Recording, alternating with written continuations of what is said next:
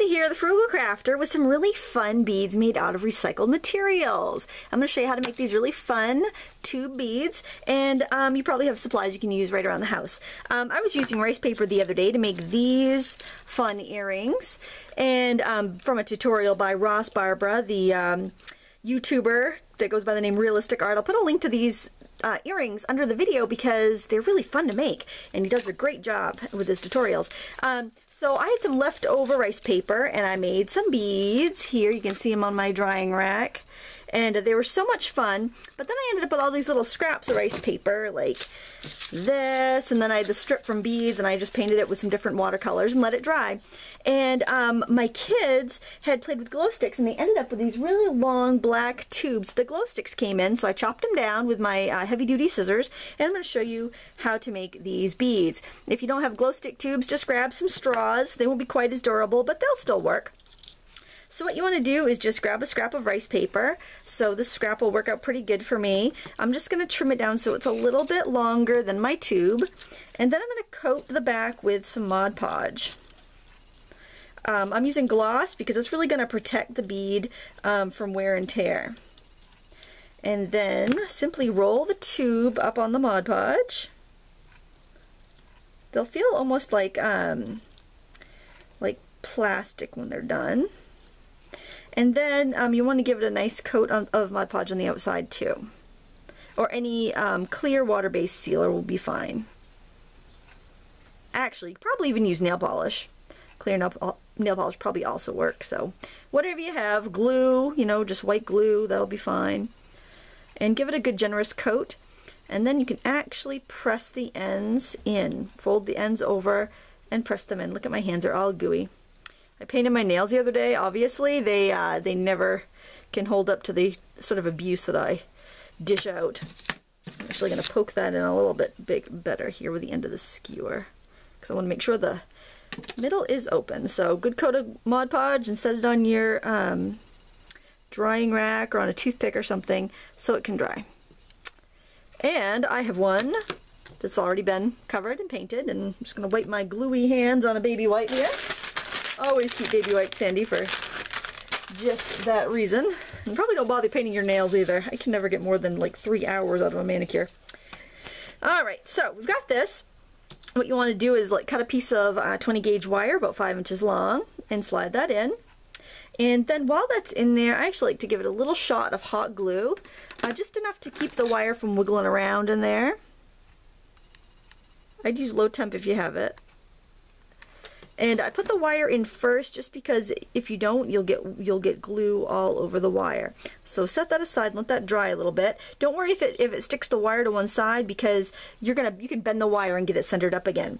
So then what I did was I cut about a 8-inch piece of 24 gauge wire. Use whatever you like, or you could use some metallic quilter's thread to give it a little interest. It's just going to, we're going to use that to decorate the center. And I strung on, probably about 1.5 inches worth of seed beads.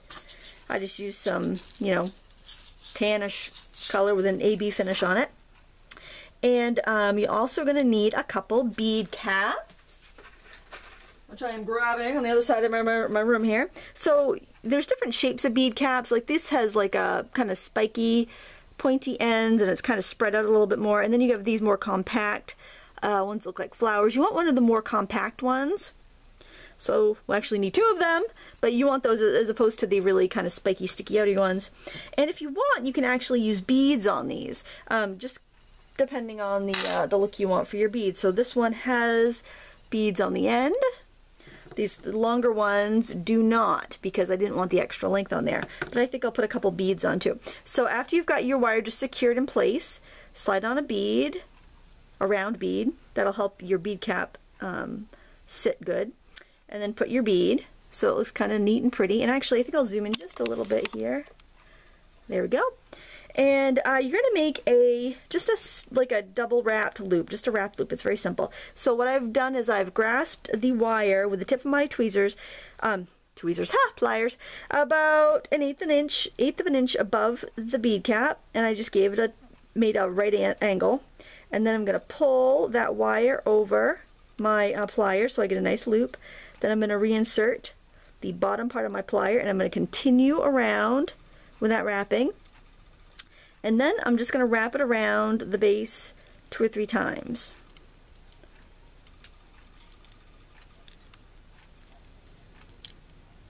Now you could make this loop before you even put it on the bead, that's fine too. And now I'm going to trim off the excess as close as I can. And if I do have a sharp edge, I can either file it down or I can just kind of squash it in. I always try squashing it in first because that's easier. Because you don't want to have a sharp part that's going to catch on somebody's clothes or their skin. Try not to scrape your bead cap all up when you do that too. There we go. I'll probably still end up filing that a little bit. And then on the other side, you're going to add your, that's really bugging. I think I can slide that bead down a little bit. I want to get a little closer to that. That's bothering me. There we go. All right. If you get close enough, you don't really need to file it if it's not going to poke out and hurt anybody. And that glue in the center just kind of acts as almost a third hand and keeps things from sliding all over the place. All right, and again, you want to make sure you do this end really tight because you don't want to have any wobble in that bead. So again, you got the bend 1/8 of an inch away from the bead cap. Go around, reinsert your pliers, and just continue around. This is one of those techniques you should really practice a lot because you'll use it in a lot of different jewelry making. When I'm doing a video, I generally have my hands held quite a ways away from my eyes, so I have a hard time doing a really accurate, that's not too bad, wire wrap loop on video, because I can't have it right in front of my face while I'm videoing. Alright, there we go. Feels like Monday. It's Thursday. Wow, where'd the week go? Alright, so you can center things up a little bit, make it look a little neater. There. Alright, and then to add a little interest, you're going to take that wire that we prepared with the seed beads. You'll want to make little loops on each end of the wire. One before you put the seed beads on, or they're all going to slide off the other end and go all over your table. And then one on the other side to keep it from unraveling as you work. And then you just kind of want to wrap this around and spread out the beads as you go. There's no right or wrong way with this, whatever you find aesthetically pleasing. If your rice paper has some really fabulous detail that you don't want to hide, then you don't have to do this step. It's completely up to you. I love recycling crafts because you can make some really fabulous stuff and use, leftover beads and tubes from glow sticks. Here's one that I haven't cut yet. This is what the glow stick tube looks like. It's just a long black tube. You could use, straws, anything like that. You could use aquarium piping, whatever you happen to have that's tube-like around. So there, I could string these together, make a lovely necklace, or I could make a pair of earrings with these and add some other little dangles on it. Have fun with this project. And, as I said, it was a great use for these little scraps of rice paper I had lying around. I want to thank you so much for watching. And if you like this video, please give me a thumbs up and subscribe, and you'll never miss another crafty, fun video. And if you want to know how to make these earrings, go check out the link below to find Russ Barbara's tutorial because it's super duper awesome. So thank you so much for watching. Until next time, happy crafting.